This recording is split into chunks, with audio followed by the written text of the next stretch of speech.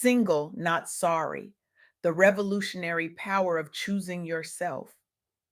When was the last time you felt truly at peace with exactly where you are?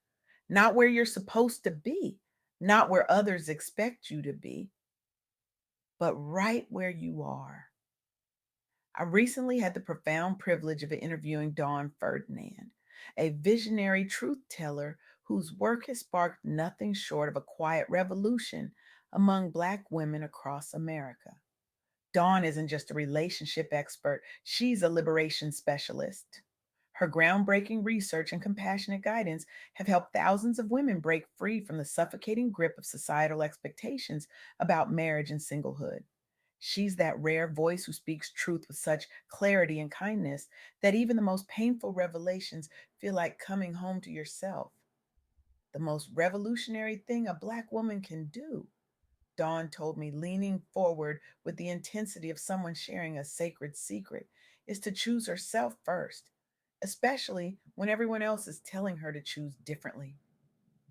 Those words hit me like a thunderclap. I actually felt the hair on my arms stand up. For generations, we've been fed a singular narrative that a woman's ultimate achievement is marriage, that somehow, no matter what else we accomplish, the degrees we earn, the businesses we build, the communities we serve, we remain incomplete without a wedding ring. That singlehood past a certain age isn't a valid life choice, but rather a problem to be solved, a condition to be cured, a failure to be explained away. Dawn Ferdinand's work shatters these myths with both grace and unflinching honesty. Let me ask you something. How many times have you sat at a family gathering watching that one auntie's eyes slide to your bare ring finger before she asks, with that particular mix of concern and judgment? So, nobody special yet? As if your spectacular, complex, beautiful life amounts to nothing without a partner. The data tells a different story, a story that Dawn has been bold enough to amplify. Professional Black women are increasingly making conscious choices about partnership that prioritize their well being over societal expectations. This isn't about being unable to find someone, it's about being unwilling to settle for relationships that diminish rather than enhance their lives. What if, Dawn challenged during our conversation, her voice dropping to an almost conspiratorial whisper? We viewed singlehood not as a waiting room for marriage, but as a legitimate destination in itself. What if we recognize that for some women, being single is actually their most authentic and fulfilling path? This perspective feels revolutionary precisely because it contradicts everything we've been taught from the cradle forward. When I spoke with Dawn about the phenomenon researchers call silent divorce, where couples remain legally married but emotionally disconnected, she shared something that stopped me in my tracks. Many Black women are trapped in these emotionally barren relationships because they've been conditioned to believe that any marriage is better than no marriage at all. Imagine living as roommates with someone who was once your lover, sharing space but not hearts, going through motions without emotion, maintaining appearances while dying inside. According to Dawn's extensive research, this silent suffering is epidemic in our community. Partners grapple with unresolved conflict and emotional neglect while feeling pressured by community norms not to give up on marriage. The church says stay, family says stay, culture says stay. But at what cost? One woman Dawn worked with, let's call her Janelle, described her silent divorce as drowning in plain sight. For 15 years, she performed the role of wife perfectly, cooking Sunday dinners, attending functions on her husband's arm, maintaining the beautiful home. But behind closed doors, they hadn't touched in years, hadn't had a meaningful conversation in longer. The daily acts of care had disappeared under stress until they became distant strangers sharing space but little else. When Janelle finally left, her church friends called her selfish. Her mother said she hadn't tried hard enough. But for the first time in years, she could breathe. That breath, Dawn told me, her own eyes glistening, that first full breath of freedom. That's what I wish for every woman living half a life to please others. This isn't just about marriage, though. It's about the broader expectation that Black women must constantly sacrifice their own needs, desires, and intuition on the altar of others' expectations. We're taught from girlhood to ignore the whispers of our own hearts, to distrust our instincts, to override our inner knowing in favor of external validation. But what happens when we start listening to ourselves? Something remarkable, according to Dawn Ferdinand. She shared with me the growing phenomenon of what researchers call gray divorce. Older adults choosing to end marriages later in life rather than remaining in unfulfilling unions. Since 1990, these divorce rates have tripled, and contrary to what you might expect, many report improved mental health, higher self esteem, and renewed optimism after making this choice.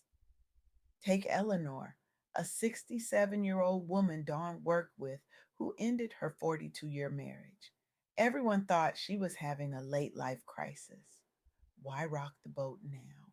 Why not just coast into your sunset years? Eleanor told Dawn, I'd rather have 5 good years being true to myself than 20 more years of emotional emptiness. That's not failure, that's courage. With increased longevity comes decreased willingness to stay in unhappy marriages indefinitely. More people now believe revolutionary thought that they deserve fulfillment at every stage of life. The question isn't whether you're married, Dawn emphasized during our interview, tapping the table for emphasis. The question is whether you're living authentically, whether your choices reflect your true desires rather than your fears or others' expectations.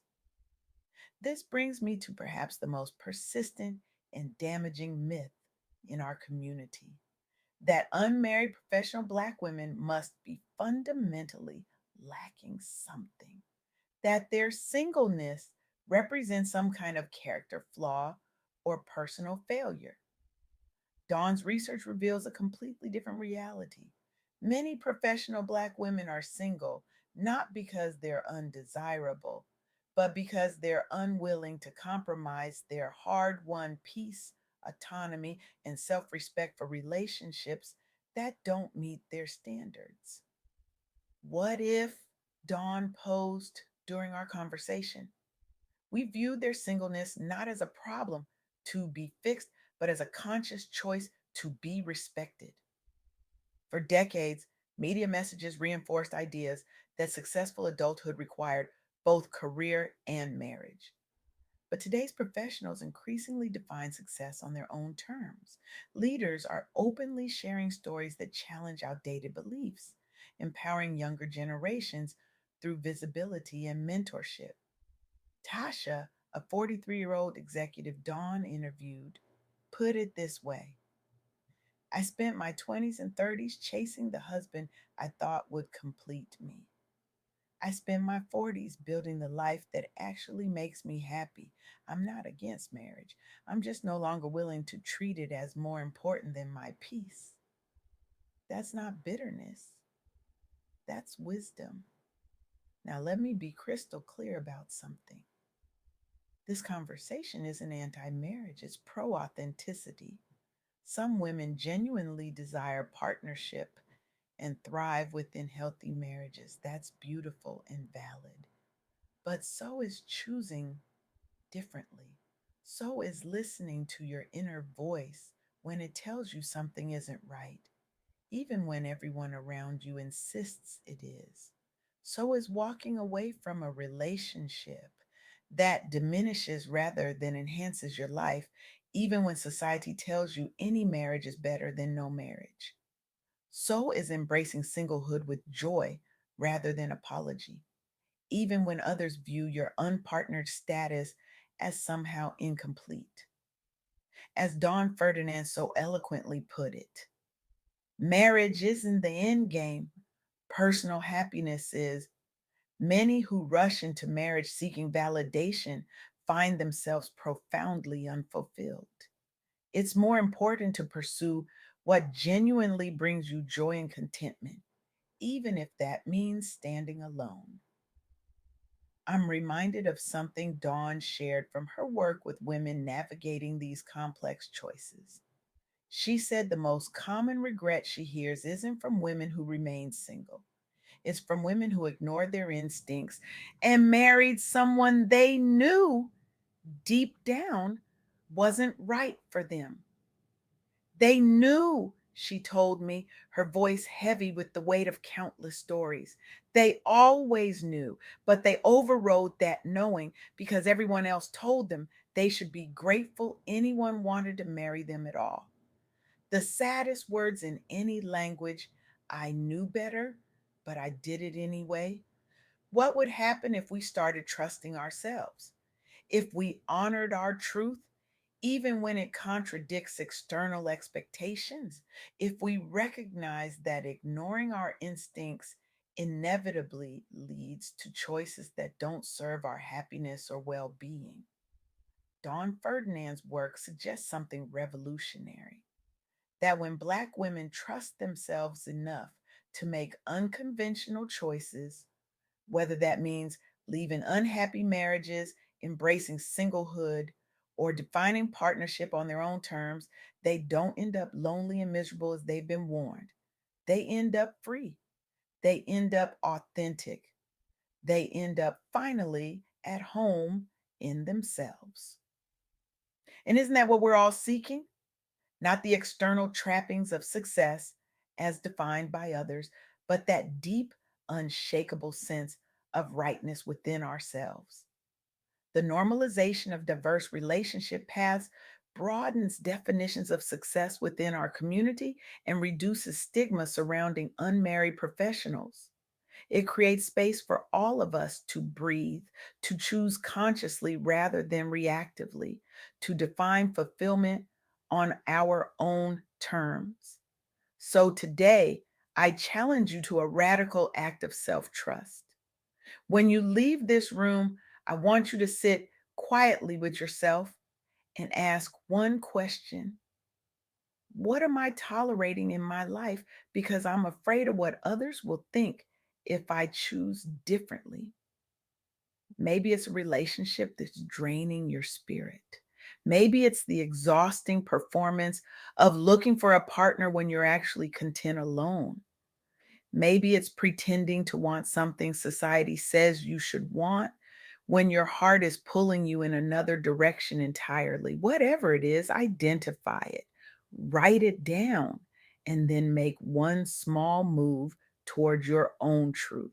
Because here's what Dawn Ferdinand's revolutionary work ultimately teaches us: the life you're meant to live, the one that will bring you genuine joy and fulfillment, exists on the other side of your fear of judgment. Your authentic path may align perfectly with tradition, or it may diverge wildly.